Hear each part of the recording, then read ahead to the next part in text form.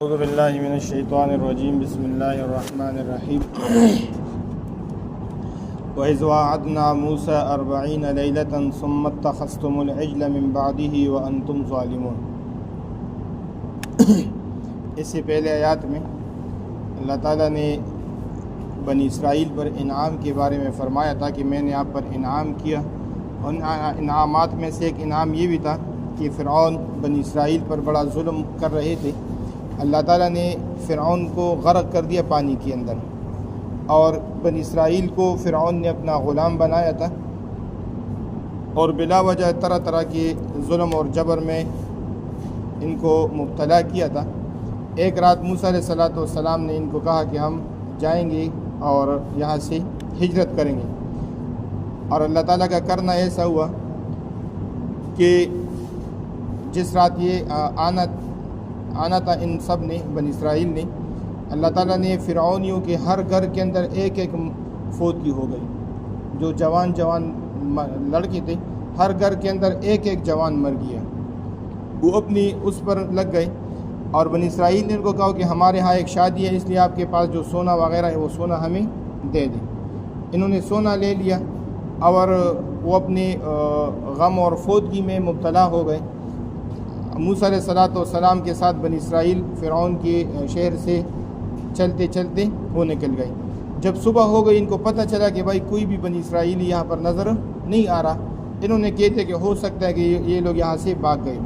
انہوں نے ان کا پیچھا کر دیا۔ جب پیچھا کر دیا تو جو دریا پار کرنا تھا، اس دریا پہ جب پہنچے تو بنی اسرائیل نے حضرت موسیٰ علیہ السلام نے کہا کہ ہم تو ابھی پکڑے گئے۔ موسیٰ علیہ السلام نے فرمایا ان اللہ معی ربی، میرے پاس میرا اللہ ہے، ہمیں کچھ بھی نہیں ہوگا۔ پھر اللہ تعالیٰ کے حکم سے موسیٰ علیہ السلام نے اس پانی پر عصا مارا۔ اس عصا کی وجہ سے یہ 12 قبیلے تھے اور 12 راستے بن گئے۔ تو جیسے موسیٰ علیہ السلام اس پانی کو پار کر دیا، اور فرعون جب آدھے میں پہنچا تو اللہ تعالیٰ نے اسی پانی کو دوبارہ حکم دیا، اور فرعون کی پوری حکومت اور سب غرق ہو گئے۔ بنی اسرائیل کو یقین نہیں تھا کہ ہو سکتے کہ فرعون غرق نہ ہو، کیونکہ 400 سال تک ان پر سر کا درد بھی نہیں آیا تھا۔ اس لیے یہ کہتا تھا کہ بھئی مجھے تو کوئی تکلیف نہیں ہے، تو اس لیے میں کیا ہوں، رب ہوں، میں خدا ہوں، نعوذ باللہ۔ اللہ تعالیٰ نے پھر پانی کو حکم دیا، اور فرعون کا مردہ لاش اس کو کیا کر دیا، پانی سے نکال دیا، جو آج بھی مصر کے عجائب گھر کے اندر موجود ہے۔ جب اللہ تعالیٰ نے موسیٰ علیہ السلام اور ان کی قوم کو بچا دیا، تو موسیٰ علیہ السلام کی قوم نے حضرت موسیٰ علیہ السلام کو کہا کہ بھائی اب ہماری اپنی حکومت ہے، جب ہماری حکومت ہے تو پھر ہمارا اپنا قانون بھی ہونا چاہیے، تو اس لیے آپ اللہ تعالیٰ سے کہہ دیں کہ ہمارے لیے کوئی زندگی گزارنے کا کوئی قانون بھی بنا دیں۔ اللہ تعالیٰ نے موسیٰ علیہ السلام کو کہا کہ آپ کوہ طور پر آ جائیں، اور آپ 30 دن 1 مہینہ یہ اعتکاف کر لیں اور روزی بھی رکھ لیں۔ اس کی وجہ کے بعد میں آپ کو کیا کروں گا، تورات دے دوں گا، کتاب دے دوں گا۔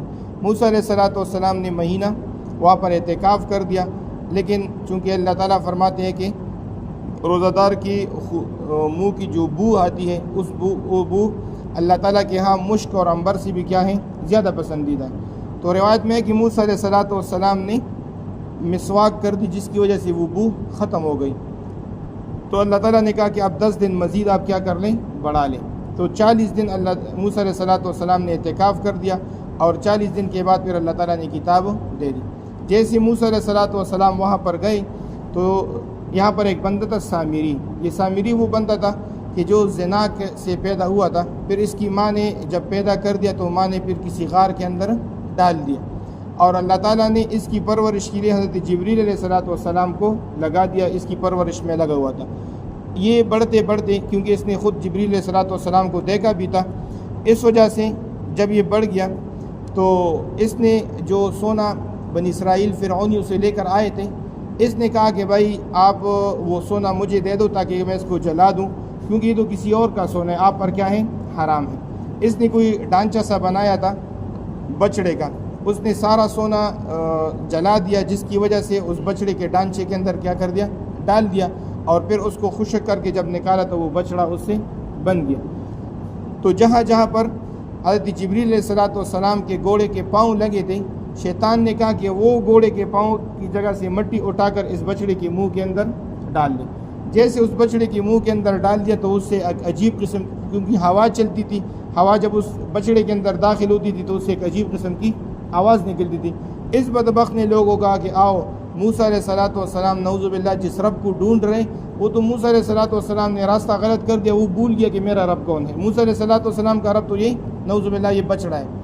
جب موسیٰ علیہ السلام واپس آئے تو موسیٰ علیہ السلام نے کہا کہ دیکھو میں آپ کے لیے ایک قانون اور زندگی گزارنے کے لیے ایک طور اور طریقہ لے کر گیا، اور آپ بدبختوں نے کیا کر دیا کہ ایک بچڑی کی کیا کر دی، عبادت کر دی، تم نے اپنے اوپر ظلم کر دیا۔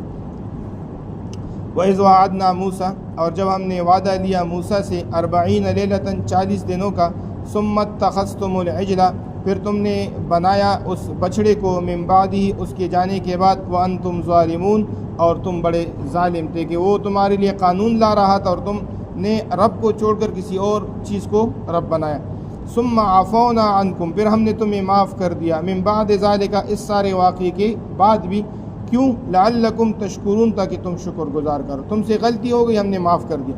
وَإِذْ آتَيْنَا مُوسَى الْكِتَابَ، اور یاد کرو وقت جب ہم نے دیا موسیٰ علیہ السلام کو کتاب، والفرقان، اور فرق حق اور باطل کے درمیان فرق کرنے والی کتاب، لعلکم تہتدون، تاکہ تم ہدایت تک پہنچو۔ اسی کتاب کے اندر تمہاری ہدایت تھی، تم نے کتاب کے چھوڑ کر بچڑے کو اپنا رب بنا دیا۔